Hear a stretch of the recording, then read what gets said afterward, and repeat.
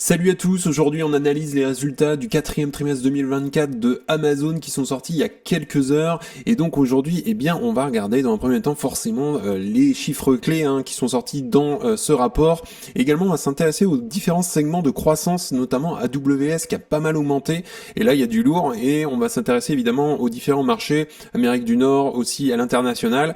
On va regarder également en termes d'innovation majeure et aussi les projets futurs qu'ils ont annoncés et puis évidemment on va regarder comment le cours de bourse s'est comporté suite à l'annonce de ces résultats et aussi quel est l'impact forcément sur les investissements et je le rappelle, je suis moi investi sur Amazon, donc on va essayer de répondre à la question à la fin, est-ce que l'action aujourd'hui est à un bon prix? Et donc reste bien jusqu'à la fin puisque je te donnerai mon avis. D'ailleurs tu peux en profiter pour mettre un petit like à la vidéo, ça permet de soutenir la chaîne et je te remercie grandement. Alors si on regarde déjà ce qui est sorti en chiffres clés, on a un chiffre d'affaires total ici à 187,8 milliards de dollars, donc là on a fait un plus 10% par rapport au Q4 de l'année dernière, donc 2023.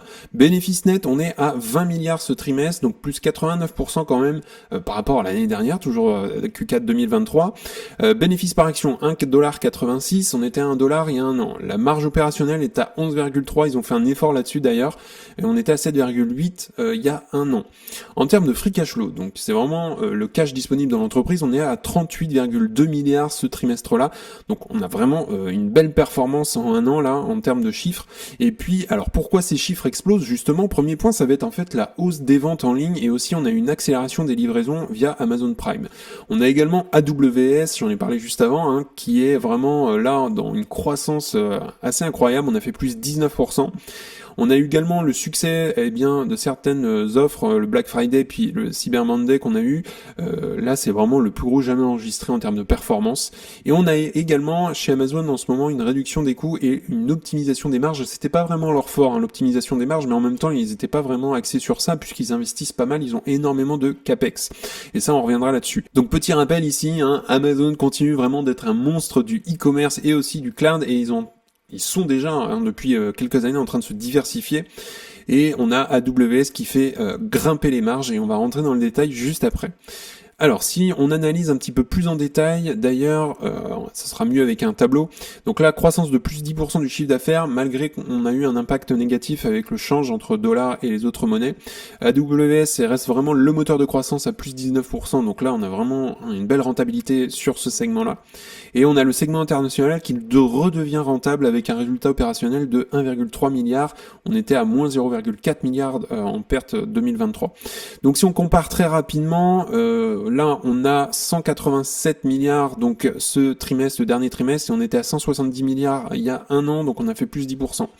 On regarde en termes de vente en Amérique du Nord, on était à 105,5 milliards il y a un an, Q4 2023, on est passé à 115 milliards,6, donc plus 10. Sur les ventes internationales, on a fait un plus 8% puisqu'on est à 43 milliards ce trimestre. Si on regarde AWS, là, c'est une bonne performance puisqu'on est à plus 19%, on était à 24,2 milliards il y a un an, et là on est à 28,8 milliards, donc c'est assez énorme, on a des superbes marges là-dessus. Et si on regarde le résultat net, on est à 20 milliards Q4 2024 et on était à 10 milliards,6 et là on a fait un plus 88% quand même, c'est absolument énorme. Donc voilà, on a vraiment une bonne performance là-dessus et ça c'est vraiment encourageant. Maintenant si on zoome un peu sur la rentabilité, donc sur la partie Amérique du Nord, on a plus 9,3 milliards de profit opérationnel, on était à 6,5 milliards il y a un an. Sur la partie internationale, on a un retour comme je disais tout à l'heure en positif puisqu'on est à 1,3 milliard de bénéfices. Sur AWS, on est à 10,6 milliards de profits, soit plus de 50% en fait des bénéfices d'Amazon quand même, ce qui est pas mal. Quelques risques à noter, j'ai noté Amazon qui subit un impact négatif de moins 0,9 milliards de dollars dû notamment aux fluctuations des taux de change, j'en ai parlé tout à l'heure. Donc Amazon ici affiche plutôt une croissance solide, On a vraiment des très très bons chiffres qui sont sortis dans ce dernier rapport, mais c'est AWS qui porte quand même la rentabilité. Alors si on compare très rapidement l'année 2024, puisque forcément vu que c'était le dernier trimestre de l'année 2024, on peut faire une comparaison en année pleine. Donc on a a une augmentation significative du bénéfice net, plus 95%. Il y a un an, enfin sur l'année 2023, on était à 30,4 milliards et là on est à 59,2 milliards. C'est absolument énorme, donc un fort levier opérationnel. On a une croissance solide d'AWS, plus 19%. Donc ça c'est vraiment très encourageant, on est à 107 milliards, donc là ça renforce vraiment sa position dominante. On a également une amélioration majeure de la rentabilité aussi à l'international, puisqu'on est passé bien d'une perte de 2,7 milliards à un bénéfice de 3,8 milliards. Donc là c'est absolument énorme. Donc maintenant si on regarde forcément la croissance mais par segment, et on va commencer bien par l'Amérique du Nord, on est à 115,6 milliards de dollars, donc on a fait un plus 10%. On a les livraisons qui sont plus rapides que jamais grâce notamment à la restructuration logistique. On a un plus 65% de produits livrés en un jour ou le jour même d'ailleurs. Ils sont vraiment très efficaces en Amérique du Nord sur ça.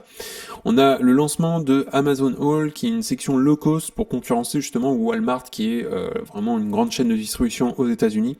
Et on a Prime Video qui cartonne notamment avec 50 millions de vues sur Red One en 4 jours. Donc ça c'est pour la partie Amérique du Nord. Donc concrètement Amazon ici continue évidemment de dominer le e-commerce mais subit quand même la pression de Walmart et de Target qui sont les deux grandes chaînes de distribution aux États-Unis. Et on a une augmentation des coûts logistiques compensée notamment par une optimisation des centres de tri. Donc ça c'est pour la partie Amérique du Nord. Maintenant, si on regarde la partie internationale, là on est à 43,4 milliards de dollars, on a fait un plus 8%. Premier point, c'est un retour en fait sur la rentabilité. On a eu 1,3 milliard de bénéfices et on était à moins 0,4 milliard en 2023 quand même. Expansion notamment en Inde, au Mexique et puis en Europe. Et j'ai noté un dernier impact quand même négatif des fluctuations monétaires. On a un moins 0,9 milliard de dollars à prendre en compte quand même. Donc là, Amazon redevient rentable à l'international, mais souffre quand même du ralentissement de la croissance qu'on a actuellement en Europe, mais ça reste du court terme bien évidemment.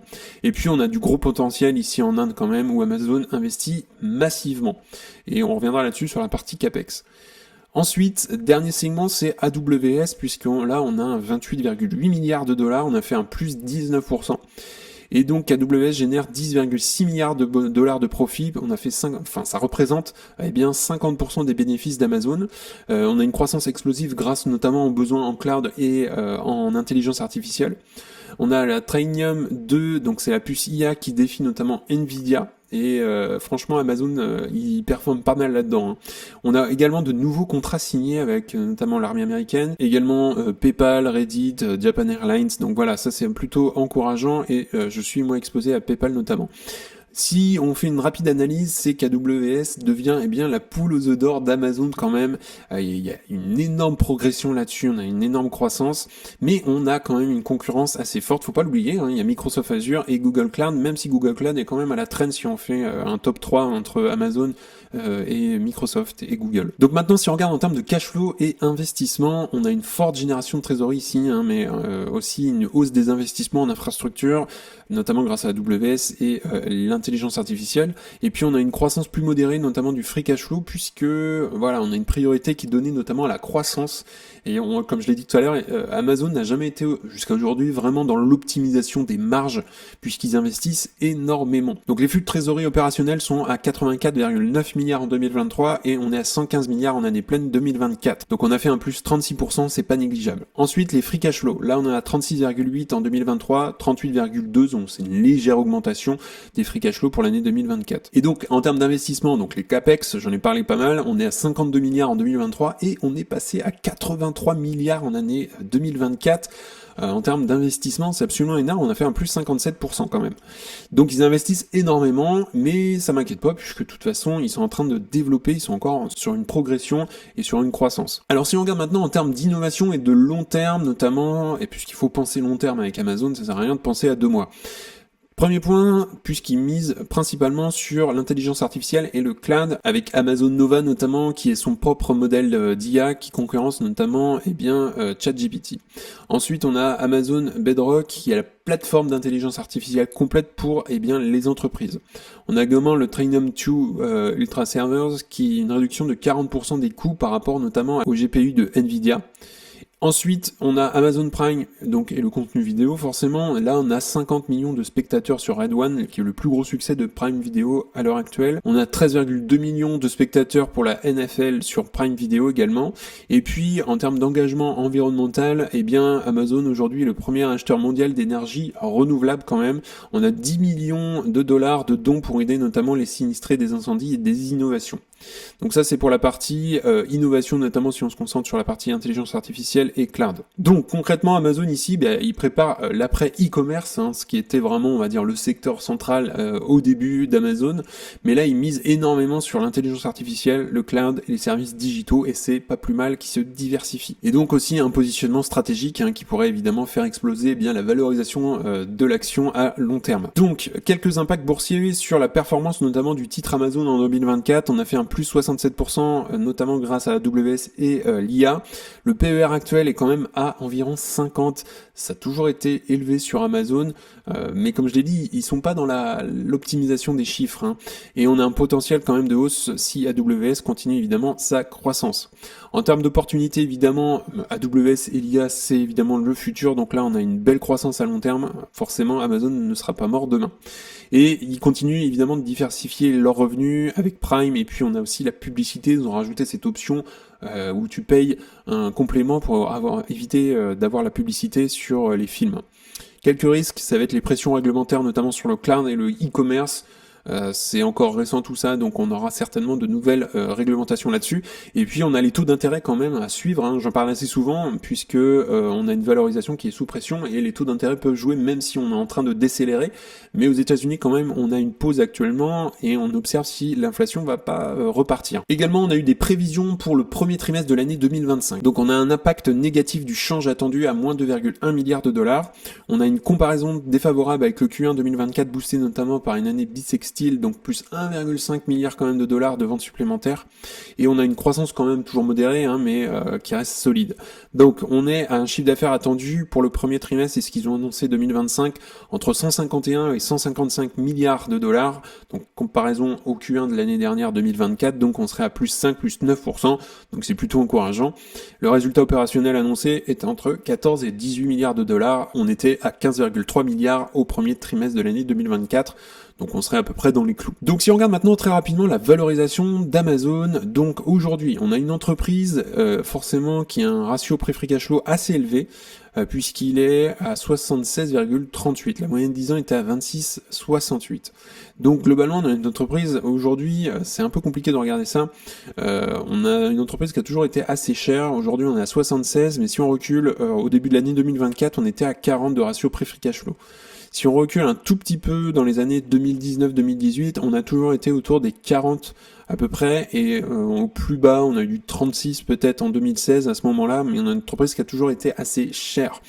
Si on regarde le prix par rapport au chiffre d'affaires, sur une moyenne 10 ans, globalement, aujourd'hui, alors d'ailleurs aujourd'hui on est à 3,94 et en 2022 on était à 1,67. D'ailleurs j'avais acheté Amazon sur la période 2022-2023 dans mon souvenir.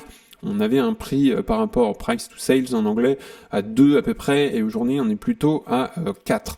Donc c'est après ça a doublé. Si on fait un petit bilan, on voit très clairement une belle courbe de croissance du chiffre d'affaires. Ça c'est vraiment très encourageant.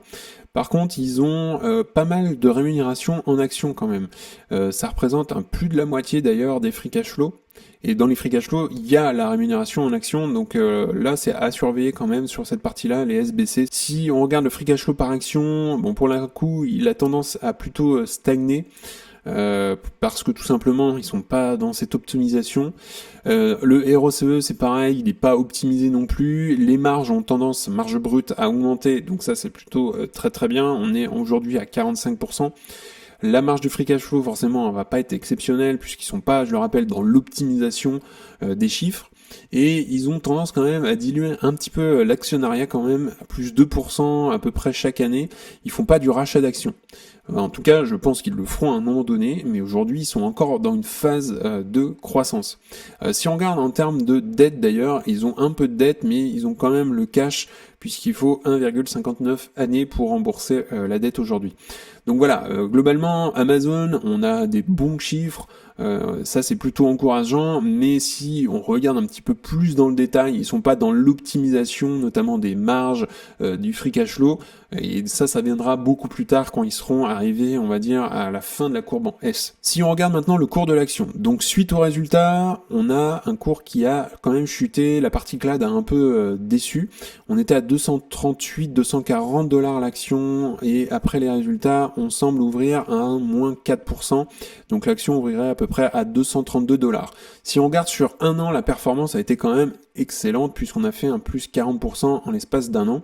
On a eu quand même un point assez bas le 5 août, d'ailleurs c'était le lundi, on s'en souvient un petit peu, si vous avez regardé, on avait un lundi noir le 5 août, puisque le marché de manière générale avait dévissé à ce moment-là, et donc on est tombé à 160 $. Sur 5 ans, on voit que c'est une action qui a quand même plutôt bien performé. On avait corrigé sur l'année 2022, je l'avais acheté à ce moment-là d'ailleurs, où elle était autour des 90 et 100 $, donc fin d'année 2022, et depuis le point qu'on a eu le plus bas à 84 $ le 30 décembre 2022, l'action a fait plus 184%, c'est absolument incroyable.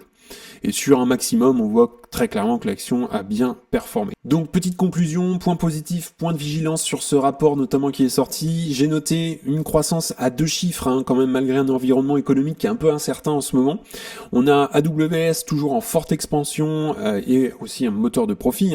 On a un retour à la rentabilité à l'international qui est signe forcément d'une meilleure gestion des coûts. Et on a de fortes innovations, notamment dans l'intelligence artificielle, le cloud, et ça renforce forcément le leadership d'Amazon. Quelques points de vigilance. Ça a toujours été, c'est les capex, et on a quand même une hausse des capex en 2024, 83 milliards. Ça pèse un peu forcément sur le free cash flow. On a un impact négatif du change qui pourrait freiner un peu la croissance en 2025, et j'ai noté une pression quand même concurrentielle, faut pas l'oublier, sur le e-commerce avec Walmart et aussi TikTok Shop. Donc mon avis, c'est que Amazon continue ici et bien d'être une entreprise dominante portée notamment par AWS. C'est un secteur qui est en forte croissance depuis plusieurs mois, plusieurs années. On a la logistique qui est ultra rapide et on a aussi l'intelligence artificielle à ne pas oublier. L'investissement aussi massif en IA et dans le cloud pourrait forcément renforcer sa position sur les années 2025 et 2026, mais il faudra quand même surveiller l'évolution des marges, on l'a vu tout à l'heure, et puis les cash flows aussi, face aussi au capex notamment, on a pas mal de dépenses. Aujourd'hui, mon prix d'achat, il est aux alentours des 160 $, mais il va falloir certainement que je revoie un petit peu mes chiffres sur Amazon, puisqu'on a eu les résultats. Ça, c'est mon prix d'achat à l'heure actuelle, autour des 160 $. D'ailleurs, toi, tu peux me dire ce que tu penses des résultats d'Amazon. Tu peux me dire ça sous la vidéo aussi. Quel est ton prix d'achat? Est-ce que tu es intéressé pour entrer sur Amazon? Donc, n'hésite pas à me donner ton avis. Également, si tu souhaites aller plus loin et accéder à You Can Invest App, c'est le premier lien en description. Et dans ton espace membre, tu auras accès à ma watchlist avec mes objectifs de prix, les best stocks, c'est-à-dire les meilleures actions à détenir dans ton portefeuille, le Discoten Cash Flow pour estimer le juste prix à payer pour une action. Tu auras également accès à une communauté privée d'investisseurs, et le gros plus en fait, ce sont les appels vidéo avec moi-même pour t'accompagner tout simplement dans ta stratégie, faire grossir ton patrimoine, analyser des actions, ton portefeuille, et donc c'est le premier lien en description si tu souhaites nous rejoindre. En tout cas, on en a fini pour aujourd'hui. N'hésite pas à liker la vidéo, à t'abonner, ça fera grandir la communauté et puis ça me soutient également. Si tu souhaites regarder une autre vidéo, tu peux cliquer juste ici. En tout cas, je te souhaite une excellente journée et à très bientôt pour une prochaine vidéo. Salut!